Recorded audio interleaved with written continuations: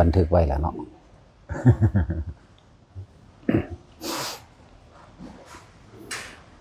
ตั้งใจฟังเด้อการปฏิบัติธรรมหรือว่าการรู้ธรรมเห็นธรรมหรือบรรลุธรรมนั่นน่ะบ่ได้เกี่ยวกับอายุเด้อบ่ได้เกี่ยวว่าคนคือเกิดก่อนอายุมากกว่าสิรู้เด้หนากว่าก็มีกิเลสตัณหาหนายิ่งกว่าคนเกิดใหม่ก็มีเด้อ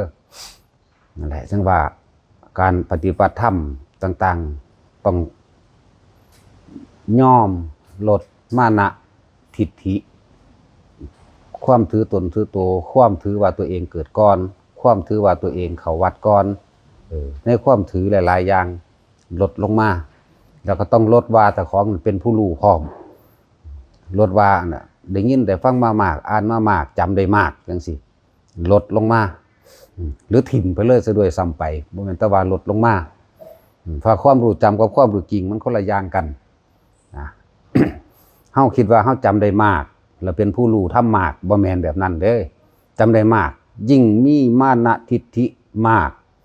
ยิ่งเอาความรู้ที่จำได้เนี่ยไปหาคมข้นมากว่า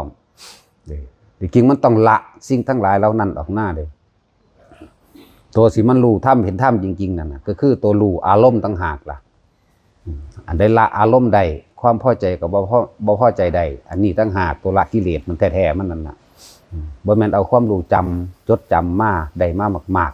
ๆบ่แม่นว่าเอาปอท่อนั้นปอท่อนี้นะบ่แม่นว่าเอาจบอันประโยคนั้นประโยคนี้หรือว่าทำตีทำโทษทำเอกนะไม่มีความหมายนี่ก็จบมาหลายใบแล้วอันซ้ำทำตีโทษเอกนะ9 ใบแล้วทำเอกก็เลยตั้งแต่บวชนี่ที่คุณยังไม่ได้บรรลุอย่างเลยจากว่าละปอท่อมันก็เลยเวลาต้องห่วงดอกมันก็เลยนั่นแหละจังว่าพวกอย่าเข้าใจว่าตัวเองเกิดก่อนรู้กว่าเด็กน้อยซ้ำนี่สิมารู้อีหยังปานนี้บ่แม่นเด้อว่าสันเน้นสิบรรลุธรรมได้บ่เน้นสิบรรลุอรหันต์ได้บ่ถ้าว่าเขาเกิดที่หลังแม่นบ่จะเป็นเถรใบล้านเปล่าโบสถิตะจดจำคำสอนพุทธเจ้าได้มากเป็นครูเป็นอาจารย์หมู่แต่ว่าละอารมณ์ความรู้สึกความพอใจแล้วบ่พอใจบ่ได้ละสังโยชน์10ก็บ่ได้นั่นแหละที่พระพุทธเจ้าเพิ่นทรมานสามเณรน้อยๆผู้หนึ่งสุมาณะสามเณรเป็นลูกศิษย์ของโพธิตะโพธิตะนี่เอิ้นว่าเถรใบล้านเปาจื้อจำได้มากจดจำได้มากมีลูกศิษย์ลูกหามากแต่ว่าลูกศิษย์ลูกหาเขาทำตามคำสอนที่เขาคันบรรลุธรรมที่แบบนี้สุมาณะสามเณรบรรลุเป็นพระอรหันต์มือหนึ่งพระพุทธเจ้าคนทรมานโพธิตะ บอกว่ามื้อนี้อยากละบอกสามเณรน้อยๆสุมาณะสามเณรเธอจงไปนำเอาน้ำแห่งสะอาโนดาตมาให้เราตถาคตเนี่ยตถาคตจะบ้วนปากรู้จักว่าสะอโนดาตอยู่ไสอยู่สวรรค์สันดาวดึงพุ่นเด้สามเณรสุมาณะถือบาตรได้ก็เหาะขึ้นไปเลยจังซั่นแล้วไปถึงกับพญานาคมันมา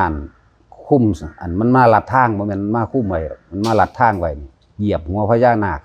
น้ำนั้นแปดขึ้นมาก็เอาบาตรตรงใส่ก็ลงมาถวายพุทธเจ้าจังซั่นแหละวันนี้พุทธเจ้าก็ถามโพธิตะเราต้องการน้ำล้างหน้าที่สะอโนดาตซึ่งลึงไปบ่เป็นเห็นบ่ล่ะบ่มีฤทธิ์บ่มีเดชบ่มีความรู้บ่มีญาณมีแย่นอีหยังนั่นแหละเป็นอาจารย์หมู่เด้อแต่พวกเฮายังว่าลดลงมาแน่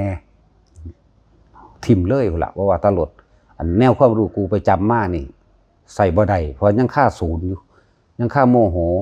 1แล้วก็ยังค่าถือวานสาเด็กน้อยซ้ำนี่สิมาสอนหยังใดบ่แม่นเด้อสิบอกให้นะในที่สุดแล้วคือจังนั้นบัดนี้ก็สุมาณะสามเณรตถาคตต้องการน้ำล้างหน้าก็วึดขึ้นไปเอาอีกได้คือเก่านี่แหมมันต่างกันเด้นั่นอาจารย์เด้นั่นน่ะสุดท้ายแล้วพระพุทธเจ้าถามขออัดขอธรรมถามคำถามปุถุชนก็ตอบได้โดยปุถุชนถามคำถามอริยะโดยโสดาบันขึ้นไปถามโพธิตะก็ตอบบ่ได้ถามไปเรื่อยสกิทาคาก็ตอบบ่ได้อนาคาก็ตอบบ่ได้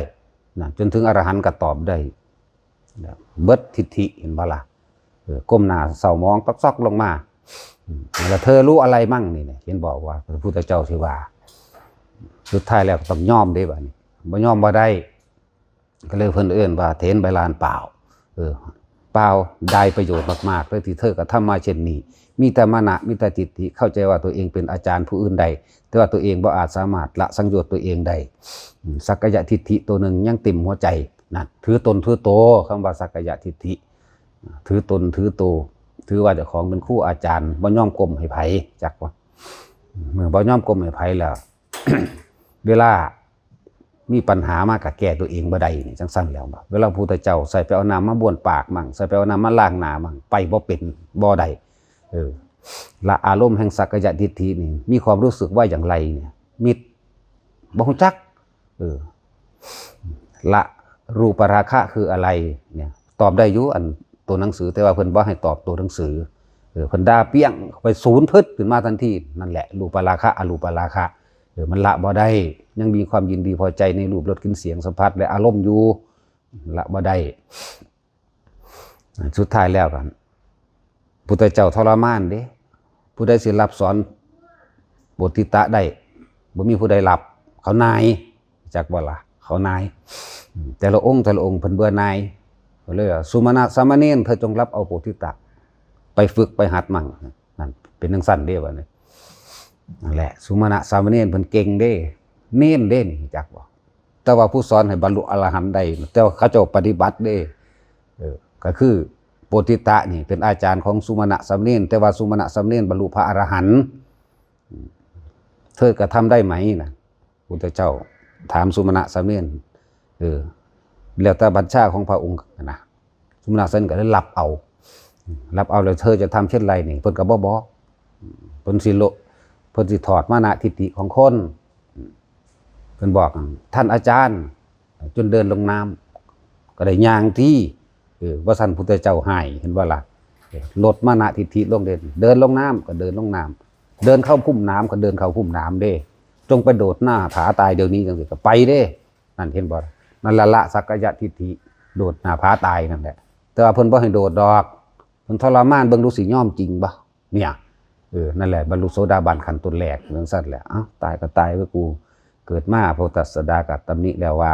ภาษาคงแก่เลี้ยงซื่อบ่สามารถที่สิบรรลุอีหยังได้เนี่ยตายก็ตายว่านั่นแหละละจักบ่ล่ะทิ่มแล้วนะจังซั่นมันบ่ได้ไปยากปานใดดอกจังว่าพวกมันยาวความรู้จำนั่นมาเถียงเขาหลายเขาเก่งกว่านั้นอีกเขาจำกว่านั้นอีกจนว่าเขาละความรู้จำทั้งหลายแหละ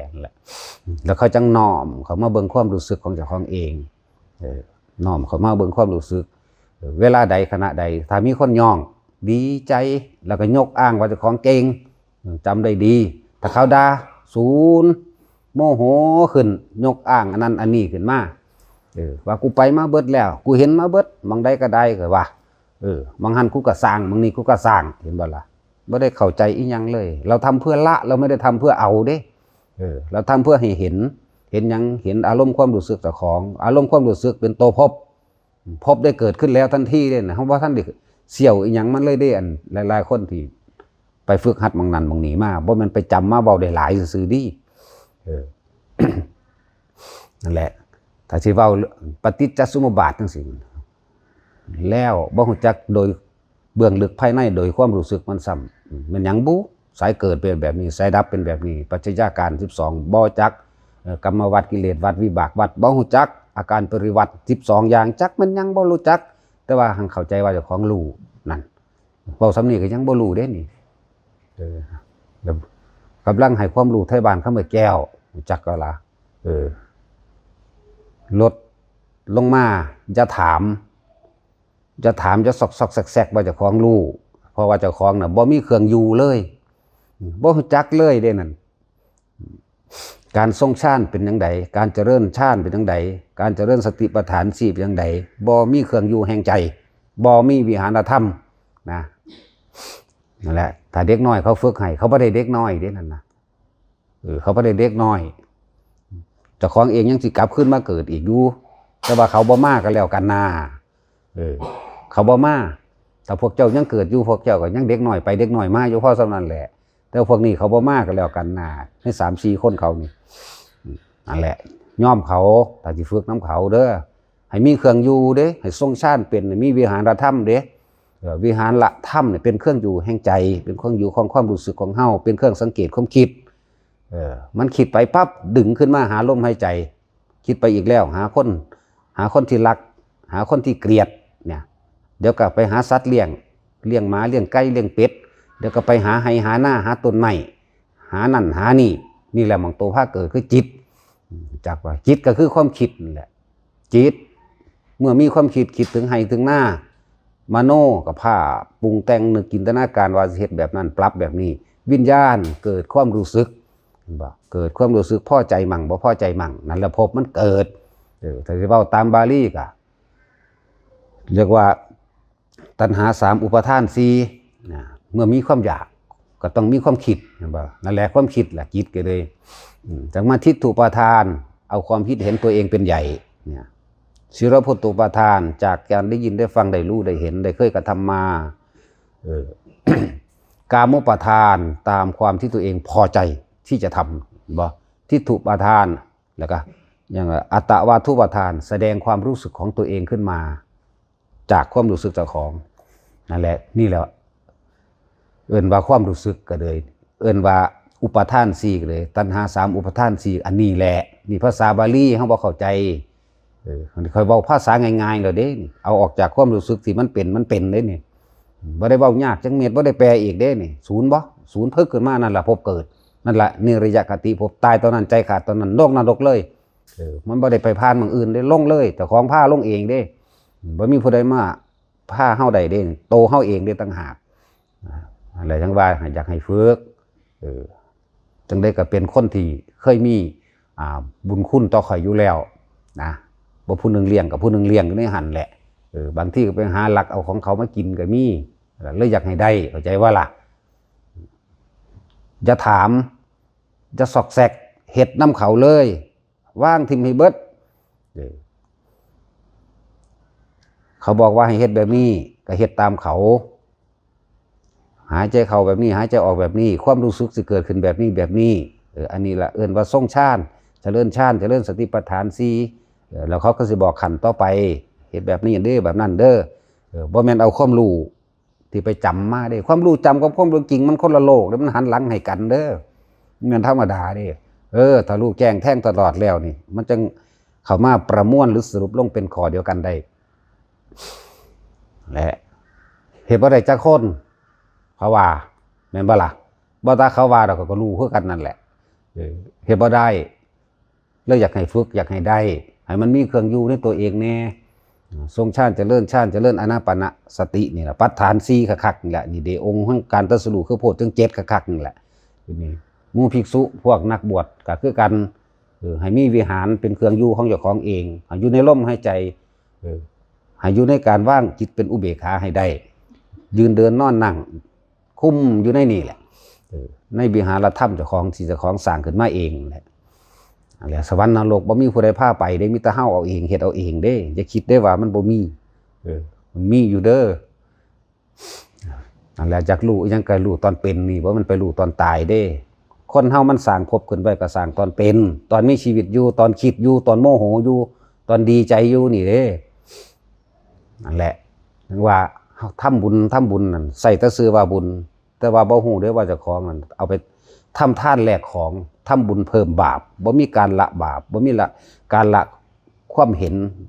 ในจิตของเจ้าของเองบ่รู้ใจเป็นไงใจเป็นประธานเด้อสำเร็จได้โดยใจทุกสิ่งทุกอย่างเกิดจากใจดับก็ต้องดับที่ใจความคิดนั่นแหละบอกง่ายๆว่าความคิดนั่นแหละคิดฮอดบ้านเดี๋ยวนี้ก็ฮอดเดี๋ยวนี้เป็นห่วงบ้านเดี๋ยวนี้คิดนึกอยากปรุงแต่งนั้นเนี่ยนี่เกิดเดี๋ยวนี้ตายลงเดี๋ยวนี้ปึ๊บไปเลยเดี๋ยวนี้แล้วมันบ่ได้แม่นว่าตายก่อนยังไปได้พบมันสร้างไว้ตอนที่ยังเป็นยังมีชีวิตอยู่อารมณ์เป็นเครื่องรองรับความรู้สึกที่พอใจกับบ่พอใจนั่นแหละนี่แหละพบความรู้สึกนั่นแหละรู้สึกว่ากูสร้างอีดีเด้บักฮานี่เด้นี่นั่นแหละพบมันสร้างตอนนี้มันฝังไว้ในความรู้สึกอันนี้ละบ่เป็นถึงบอกว่าทุกคนหาเครื่องอยู่เพื่อจะสังเกตความคิดเครื่องอยู่ก็คือลมหายใจนี่ จุดอุณาโลมนี่เอาปิติที่เกิดระหว่างกลางคิ้วก็เลยเอิ้นว่าอุณาโลมมาเป็นเครื่องอยู่ค่อยสังเกตความคิดเจ้าของบ่ให้มันไปพุ่นไปพี่แต่มันไปแล้วก็รู้ท่านดึงขึ้นมาไปก็รู้ท่าน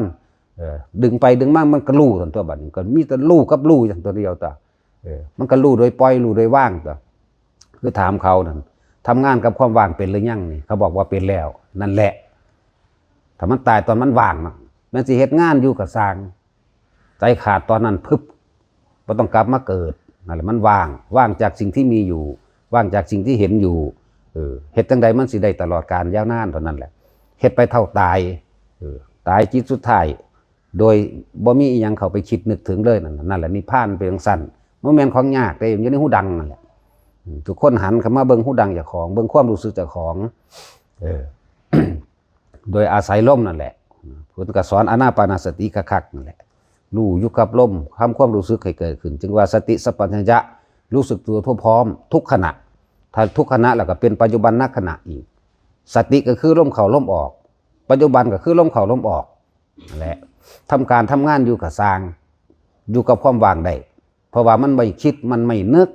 ถ้าบ่คิดบ่นึกแล้วความรู้สึกอันเป็นที่ว่าพอใจและบ่พอใจเกิดบ่ได้นั่นแหละนิพพานเรื่องสั้นดับแบบนั้นนิพพิทะนิพพานชั่วขณะกะชั่วขณะนี่แหละเม็ดแรกก้าวแรกนี่แหละที่ค่อยๆสังสมไปเรื่อยฝึกเอาเด้ออย่าเถียงเขาพวกเจ้าบ่ได้เฒ่าเด้ยังสิไปเกิดใหม่อยู่หูจักบ่ล่ะ เฒ่าแต่ร่างกายซื่อเด้ร่างกายบ่รู้เรื่องนำพวกเจ้าดอกนะร่างกายนั่นน่ะมีแต่รอเวลาตายเท่านั้นแหละตายแล้วพวกเจ้าก็ยังสิเสียดายกูเจ็บกูปวดอันนั้นนี่ผู้ใดทรงฌานใดผู้ใดฝึกตัวนี้เป็นได้น่ะระงับหอดความเจ็บปวดในร่างกายพุ่นเด้อตายหายห่วงเด้พวกนี้บ่ได้ห่วงกับร่างกายเลยมันเข้าสู่จุดว่างความรู้สึกอันความเจ็บปวดได้บ่มีมันบ่หูเมื่อไปจังซั่นเด้มันบ่เจ็บบ่ปวดเด้อไปพากันฝึกเอาแล้วก็อย่าเถียงอย่าถามเพราะคำถามทั้งหลายไปเอามาจากความจำผู้อื่นเวลาเขาเอาปุ๊บเอาความจำมาจากผู้นั้นผู้นี้มาเทียบปั๊บใส่ว่าแมนดักทั้งสันทั้งสี่นั่นแหละถึงว่าให้พากันฝึกเอาซะก่อนให้มันได้จังเมื่อเข้าใจว่าล่ะพอ